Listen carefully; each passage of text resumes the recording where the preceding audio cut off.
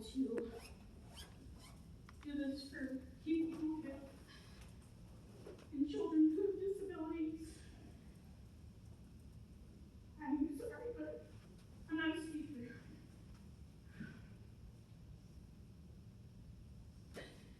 As a child, I had a speaking impediment. And I was bullied. And I was made fun of, and I had to take classes for that. And I can't imagine having to try to learn from a teacher with a mask. I would not have been able to read or see their mouth, to repeat. They wouldn't even be able to see my mouth. I don't think you understand if you've never had a disability how hard it is. You know what? I feel like everything that I've gone through in my life for a reason. Maybe I'm just standing for other people. On top of that, which I can prove, I have asthma, anxiety, obviously. I'm immune compromised. And during this entire pandemic, I was publicly humiliated because I couldn't wear a mask. I was bullied by people, and managers had to be involved. Where's your care? These kids. What about these kids with asthma? I can tell you right now, the one time I was forced to wear a mask in Menards, I had to be helped out of the store because I almost passed out on the floor. If you don't have asthma, if you're not an ill person, if you're not a child who's gone through speech impediment, you do not understand these things. You need to listen to the kids. You need to listen to people who've been through these things. Because we don't. And so I'm not vaccinated. I'm immune compromised. Even if I wasn't, I would choose not to be vaccinated because I was vaccine injured, as was my son. It does exist. It's real. And I do not take any precautions other than deep breathe, sun, zinc, vitamin C, and ivermectin. And guess what? I have not even caught the flu since all this. Neither has anybody in my family. Anyway, on that note, I'd also like to, thank you very much. I'd also like to bring up the issue of the CRT. I was the power of attorney for a foster child who's Black, and he lived with me for the 2008-2009 period. Wonderful, wonderful kid. He wanted to get out of the Lansing School District. He came here, and never once, I was involved in everything. I was at every meeting. I was there for him. Never did he complain about being bullied by anyone. And I will get his name if I need to. But I just want you all to know that not everything is cut and dry. Please think about people who have gone through things before you make your judgments.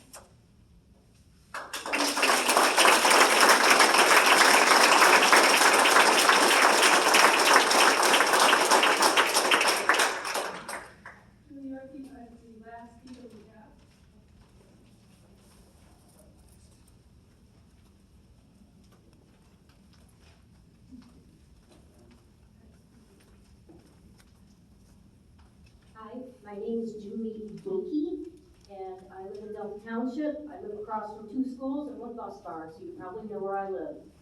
I've been here 32 years, and in my 32 years, I've learned a lot through the court system, through the school system, and through people. I did daycare, I do adult care, I take care of animals, I clean the church, I serve. I am a service person. And one thing I do understand is I do have a high school education, but it doesn't go beyond that. But since I've been here, I've learned a lot. Because I found out that I can't trust the people that we put into positions to protect our children. I found out that if I want to protect my children, I need to do my homework. And it's something I've learned that the school system, actually our government, has not done. They have not done the homework. You do not know all the facts, you do not know the truth, and you do not tell us that. My first 10 years here, I fought for my children because my first husband was a pedophile. I spent 10 years in court protecting my children. Went through tons of counseling. I went through tons of counseling.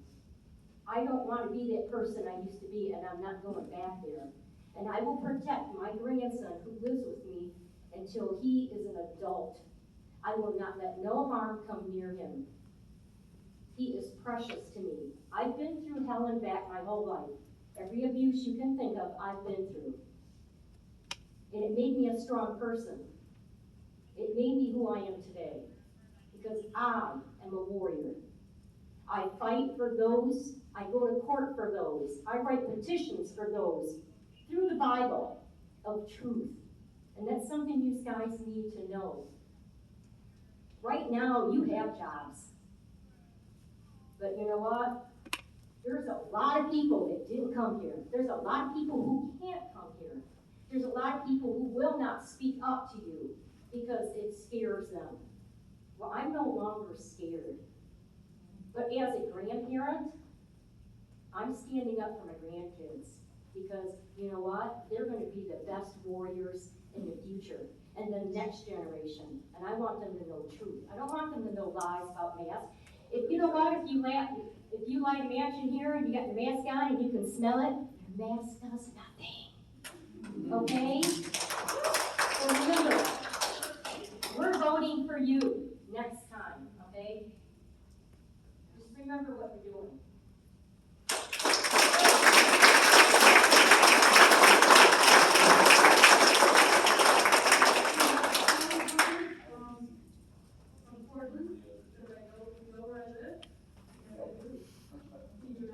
And then after that, Artie from Red Lab.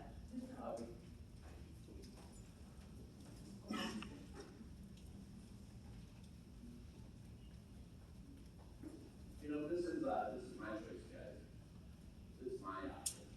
You know, I know you guys are full of denying us of our options, you know, of our choices. You know, and it's got to stop, guys. We did it all last school year when we asked for in-person learning option. You know, you did that. You didn't give us the option. You know, I learned on that because it's my choice, my option.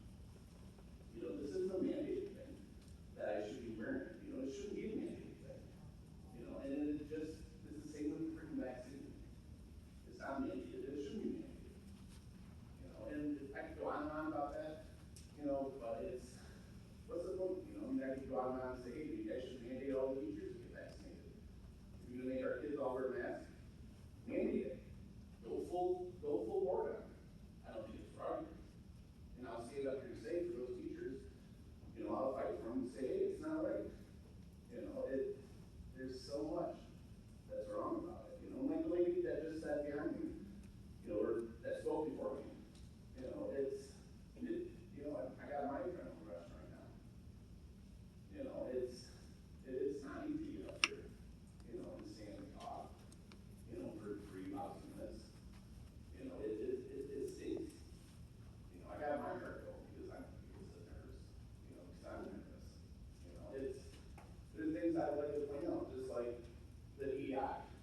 You know, I could go on and on about that. Go on and on about how 3 weeks ago, Bill Barnes and we had a conversation, and he sat there and said, it's my choice to bring the kids to Grand Lake Public Schools every day.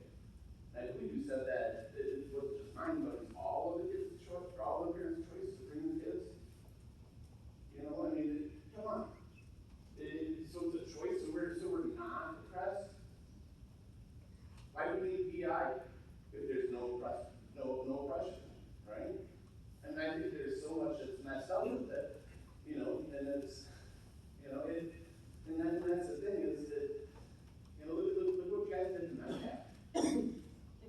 You know, I get some of you guys, you know, have your own feelings against that happening. You know, I'm not going to go into all my feelings, but look what you guys did to him.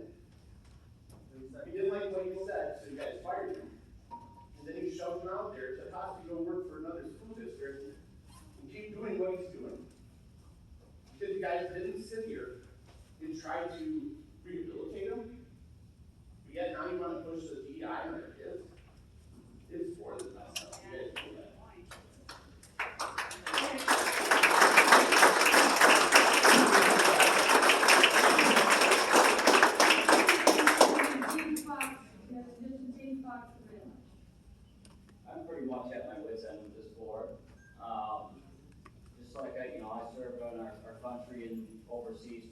times.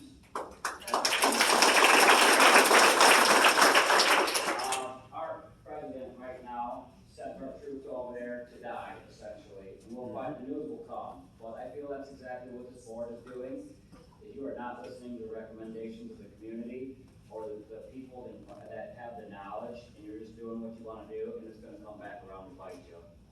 I've already made my decision. I've pulled my kids from Grand Ledge Public Schools for the next following school year, but you'll be damned if I'm gonna stop fighting. And I'm gonna make sure I will stick around, because I want my kids back in this school district, but not under the direction of any of you.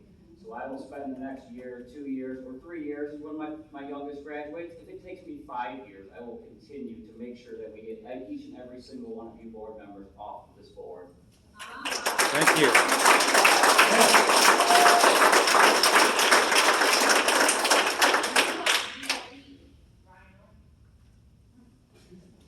It's funny, isn't it? It's funny.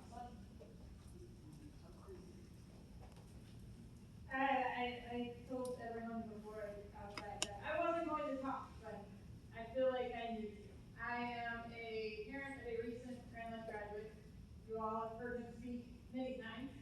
He is not here tonight under my direction because he leaves for college in a week, and Grand Ledge really didn't prepare him last year to go to college, so I want him to take this time to spend time with his friends and prepare to live away from home for 4 years or like, oh, okay.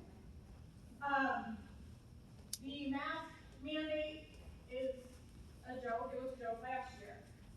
I was told because my son has a skin condition where he really can't tolerate the mask all day, and it will cause movement of face, possibly infections. In fact, he was just hospitalized in June with infections. What I was told was I had to sign a piece of paper to give Grand Ledge Public Schools complete access to my son's personal medical records for the district nurse to give her evaluation as to whether she felt him to be able to remove his mask. That's a violation. I'm sorry, but a public school system should never, ever get access to my son's private medical records. In fact, at this point, access to his medical records, which for a special needs mom was a real eye-opening experience for me over the past month since he turned 18. But you wanted me just to, hand over everything. In fact, I actually got his records from his time here in Grand Ledge, and before I really understood what papers I was signing when he was a lot younger, y'all did have access to his medical records, which I found really upsetting. But there's nothing I could do about it at that point. So my son had to go into the bathroom, ask to go to the bathroom, God knows how many times, to take a mask break. So that way, he could still come to school for his senior year. And during that senior year, the 3 months that he was there, which wasn't even full time because the high school never went back 5 days a week. The high school went back hybrid for the last 3 months of school. He is completely unprepared to go to college. He received CRT education forced upon him his senior year in high school. And this is ridiculous. Masks should be optional. And, parents shouldn't have to sign over children's private medical records for you guys to say, yes, we will grant you access to not have to wear a mask. Kids shouldn't have to go into the bathroom and hide so they can take a break from their masks. Y'all need to